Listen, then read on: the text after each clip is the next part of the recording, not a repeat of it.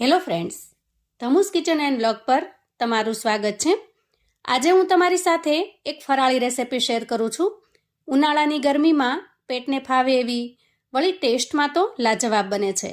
ખાસ કરીને ઉનાળામાં આવતા વ્રત ઉપવાસ માટે આ રેસિપી તમને ખૂબ જ પસંદ આવશે.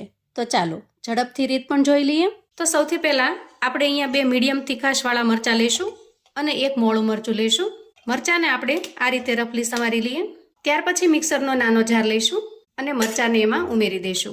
સાથે આદુનો એક નાનો ટુકડો ઉમેરી દઈએ અને હવે આદુ મરચાંને આપણે ગ્રાઇન્ડ કરી લઈએ. અહીંયા મરચાંની અધકચરી ખાંડેલી હોય એવી પેસ્ટ તૈયાર કરી છે. ત્યાર પછી આપણે એક મિક્સિંગ બાઉલ લઈશું અને એમાં 2 ચમચા જેટલું મોળું અને ઘાટું દહીં ઉમેરીશું. અહીંયા દહીં આપણે પાણી વગરનું એકદમ ઘાટું હોય એવું લેવાનું છે. હવે આપણે દહીંને એકદમ સરસ ફેંટી અને ક્રીમી ટેક્સચરમાં લાવવાનું છે. જુઓ, આ રીતે ચમચી, ચમચો કે વિસ્કરની મદદથી દહીંને સરસ રીતે ફેંટી લઈએ, જેથી એના અંદરના બધા જ લમ્સ દૂર થઈ જશે અને એકદમ સરસ ક્રીમી ટેક્સચરમાં આવી જશે. જુઓ, આ રીતે મોટાભાગે શિયાળામાં કે ચોમાસામાં ઉપવાસની અંદર ચટપટું ખાવાની મજા આવતી હોય છે, પણ ઉનાળાની અંદર જ્યારે ઉપવાસ રહીએ ત્યારે શું ખાવું એ પ્રશ્ન હોય છે. કે મસાલા વગરનું હોય, એકદમ ઝડપથી અને સરળતાથી પચી જાય એવું હોય એવું ફરાળ ખાવાનું પસંદ કરતા હોઈએ છીએ. અને આપણી આજની આ રેસિપી પણ એકદમ એ રીતે જ બનીને તૈયાર થશે. અહીંયા આપણું દહીં એકદમ પરફેક્ટ રીતે ફેંટાઈ અને સરસ ક્રીમી ટેક્સચરમાં આવી ગયું છે. આ સમયે આપણે જે આદુ અને મરચાંની પેસ્ટ તૈયાર કરેલી છે એ અડધી ચમચી જેટલી ઉમેરીશું. કાકડીના એક નાના ટુકડાને એકદમ ઝીણો નહીં પણ થોડો મોટા લચ્છામાં રહે એ રીતે ખમણી લીધો છે. તો હવે એને પણ ઉમેરીશું અને સાથે સાથે થોડી કોથમીર ઉમેરીશું. ઉનાળામાં પેટમાં એકદમ સરસ ઠંડક થાય અને પેટમાં બિલકુલ બળતરા કે એસિડિટી ન થાય એટલા માટે આપણે અહીંયા કાકડી અને કોથમીરનો ઉપયોગ કરેલો છે. હવે આપણે આમાં એકદમ સિમ્પલ મસાલા કરીશું. સૌથી પહેલાં સ્વાદ પ્રમાણે ફરાળી મીઠું ઉમેરી દઈએ. તો ખાસ કરીને જ્યારે પણ ફરાળ હોય તો હું સેંધાલું મીઠું વાપરું છું. તમે ફરાળમાં જે કોઈ મીઠું વાપરતા હો એ મીઠું તમારે ઉમેરવાનું. અડધી ચમચી જેટલો શેકેલા જીરાનો પાવડર ઉમેરીશું. થોડો અમથો તીખાનો એટલે કે મરીનો પાવડર ઉમેરીએ. અડધી ચમચી જેટલો વરિયાળીનો પાવડર ઉમેરીશું. વરિયાળીને મેં અહીંયા અધકચરી ખાંડીને તૈયાર કરેલી છે અને આ રીતે ખાંડેલી વરિયાળીનો ટેસ્ટ રેસિપીમાં ખૂબ જ મસ્ત લાગે છે. હવે આ બધી જ વસ્તુને આપણે સરસ રીતે મિક્સ કરી લઈએ. તો જુઓ, ખૂબ જ ટેસ્ટી અને પેટમાં જાતા જ પેટને ઠંડક આપે, રાહત આપે, બિલકુલ બળતરા ન થાય કે એસિડિટી ન થાય એવું કાકડીનું ફરાળી રાયતું બનીને તૈયાર છે. હવે આપણે આ તૈયાર થયેલા રાયતાને ફ્રીજમાં મૂકીશું, જેથી રેસિપી તૈયાર થશે ત્યાં સુધીમાં રાયતું પણ ખૂબ સરસ ઠંડુ થઈ જશે.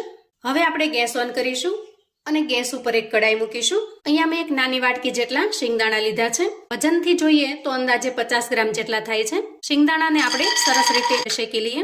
તમે શિંગદાણાની જગ્યાએ ફોફા કાઢેલી ખારી શીંગનો પણ ઉપયોગ કરી શકો છો. આજે જે હું તમને ફરાળ બનાવવા માટેની રીત બતાવી રહી છું, ખૂબ જ ટેસ્ટી એવું બનીને તૈયાર થશે અને સાથે સાથે પેટને ઠંડક પણ આપશે. અહીંયા શિંગદાણાની ઉપરની છાલ ધીરે ધીરે ઉતરવા લાગે, આ રીતે શિંગદાણા થોડા ફાટવા લાગે એટલે ગેસની ફ્લેમને બંધ કરીશું. તો વધારે પડતા ડાર્ક ન કરતા તૈયાર થયેલા શિંગદાણાને આપણે એક પ્લેટમાં કાઢી લઈએ અને થોડીવાર ઠંડા થવા દઈએ. અને શિંગદાણા ઠંડા થઈ જાય એટલે આપણે એને ક્રશ કરી લઈશું. જો અહીંયા મેં શિંગદાણાને ક્રશ કરીને તૈયાર કરી લીધા છે. ત્યાર પછી 250 ગ્રામ જેટલા બટેટાને બાફી અને મેં તૈયાર કર્યા છે અને એની છાલ ઉતારી આ રીતે મીડિયમ સાઇઝમાં સમારી લીધા છે. અહીંયા બટેટાના એકદમ ઝીણા ઝીણા પીસ ન કરતા આ રીતે મીડિયમ પીસ કરીશું, જેથી ઝડપથી મેશ થવા ન લાગે. અહીંયા બટેટાને સમારીને તૈયાર કર્યા પછી આપણે એનો સરસ મજાનો ફરાળી વઘાર કરી લઈએ. ત્યાર પછી ગેસ ઓન કરીશું અને ગેસ ઉપર એક પેન મૂકીશું. અંદાજે 2 નાના ચમચા જેટલું તેલ લઈશું. અહીંયા આપણે મસાલા અને તેલનું પ્રમાણ ઓછું રાખવાનું છે, જેથી ફરાળ પચવામાં એકદમ સરળ થઈ જશે. હવે તેલ સરસ રીતે ગરમ થાય એટલે આપણે 1 ચમચી જેટલું આખું જીરું ઉમેરી દઈએ અને 1 ચમચી આદુ મરચાંની પેસ્ટ ઉમેરી દઈએ, જે આપણે આગળ તૈયાર કરીને રાખી છે તે. અહીંયા મરચાંનું કાચાપણું દૂર થાય ત્યાં સુધી એને તેલમાં સાંતળી લઈએ અને ત્યાર પછી એમાં 1 ચમચી જેટલા તલ ઉમેરીએ. તમે જો ફરાળમાં તલ ન ખાતા હો તો તમારે સ્કીપ કરી દેવાના. ત્યાર પછી સમારીને તૈયાર કરેલા બટેટા ઉમેરી દઈએ અને તેલની અંદર સરસ રીતે મિક્સ કરી લઈએ. બટેટાને આપણે તેલની અંદર થોડીવાર ફ્રાય થવા દેવાના છે. ત્યાર પછી જ આપણે બાકીના મસાલા કરીશું, જેથી બટેટા ઉપરથી થોડા ક્રિસ્પી થઈ જશે અને ટેસ્ટમાં પણ ખૂબ સરસ લાગશે. ત્યાર પછી 1 ચમચી લાલ મરચું પાવડર લઈશું, એને બટેટામાં ઉમેરીશું. અને સારી રીતે મિક્સ કરી લઈશું. તમે જો ફરાળની અંદર લાલ મરચું પાવડર ન ખાતા હો તો તમારે અહીંયા માત્ર લીલું મરચું જ વાપરવાનું છે. અહીંયા રેસીપી બનાવવામાં જે કાંઈ મસાલા હું યુઝ કરું છું એમાંથી ફરાળમાં તમે જે વસ્તુ ન ખાતા હો એને તમારે સ્કીપ કરી દેવાની અને તમે જે કાંઈ ખાતા હો એને તમે એડ પણ કરી શકો છો.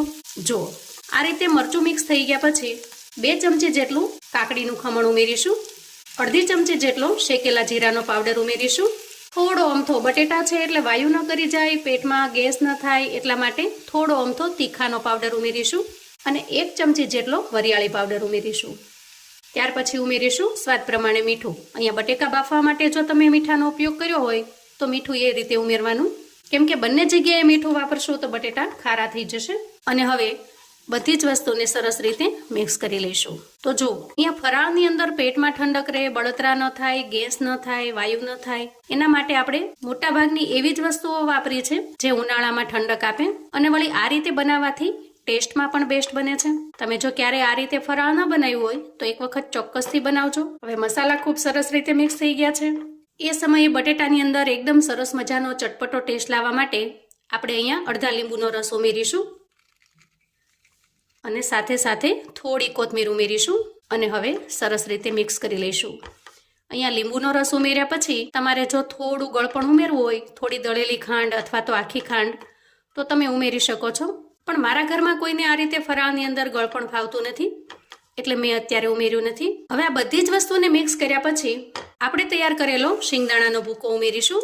શિંગદાણાના ભૂકાને આપણે છેલ્લે ઉમેરવાનો છે, કેમ કે શિંગદાણા ઉમેરવાથી તરત જ બટેકા ડ્રાય થવા લાગશે અને આપણે જે સૂકા મસાલા કરીશું એ બટેકામાં સારી રીતે નહીં ચડે. પણ જો અગાઉથી મસાલા કરેલા હશે તો બધા જ મસાલા બટેટાની અંદર ખૂબ સરસ રીતે ચડી જશે અને બટેટાનો ટેસ્ટ પણ એકદમ સરસ બનીને તૈયાર થશે. વળી શિંગદાણા શેકેલા હોવાથી વધારે પડતા એને શેકવાની પણ જરૂર નહીં પડે, તમારે ખાલી મિક્સ જ કરવાના છે. વાહ, જુઓ અહીંયા એકદમ સરસ મજાના ચટપટા એવા ફરાળી બટેટા બનીને તૈયાર થઈ ગયા છે. ગેસની ફ્લેમને હવે બંધ કરીશું અને હવે આ ફરાળને કઈ રીતે સર્વ કરવાનું છે એ પણ હું તમને આગળ બતાવી દઉં. તો એકદમ ટેસ્ટી ફરાળી બટેટાની સાથે ખૂબ સરસ મજાનું ઠંડુ ઠંડુ રાયતું અને થોડો ફરાળી ચેવડો. તો ચાલો ફરાળને સર્વ કરી લઈએ. સૌથી પહેલા ફરાળી બટેટા લઈશું અને ઉપર થોડો ફરાળી ચેવડો ઉમેરીશું. ત્યાર પછી એના ઉપર ઉમેરીશું એકદમ સરસ મજાનું ઠંડુ ઠંડુ કાકડીનું રાયતું અને થોડી કોથમીરથી ગાર્નિશ કરીશું. તમારી પાસે જો દાડમના દાણા હોય તો ઉપરથી થોડા દાડમના દાણા પણ ઉમેરજો, કેમ કે એનાથી લુક તો સરસ લાગશે જ પણ ટેસ્ટમાં એકદમ જબરદસ્ત બનશે. ખાસ કરીને અત્યારે ચૈત્ર નવરાત્રિ શરૂ થઈ રહ્યા છે તો નવરાત્રિની અંદર પણ તમે આ રીતે બનાવીને તૈયાર કરી શકો છો.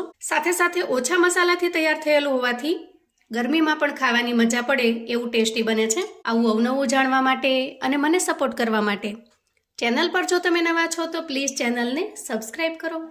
વિડીયો ગમે તો લાઈક અને શેર કરો. તમારા સગા સંબંધી મિત્રોને પણ આપણી આજની એકદમ અલગ, યુનિક અને ઉનાળામાં પણ ઠંડક આપે એવી ફરાળની રેસિપી ચોક્કસથી મોકલી આપજો, જેથી એ લોકો પણ બનાવીને તૈયાર કરી શકે, એન્જોય કરી શકે અને એના પરિવારને પીરસી શકે. કોમેન્ટમાં મને ચોક્કસથી જણાવજો મિત્રો કે આજની આ ફરાળની રેસિપી તમને કેવી લાગી છે. તમે ક્યારે આ રીતે ફરાળ બનાવીને તૈયાર કર્યું છે કે નહીં એ પણ મને કોમેન્ટમાં જણાવજો. ફરી મળીશું એક નવી રેસિપી સાથે.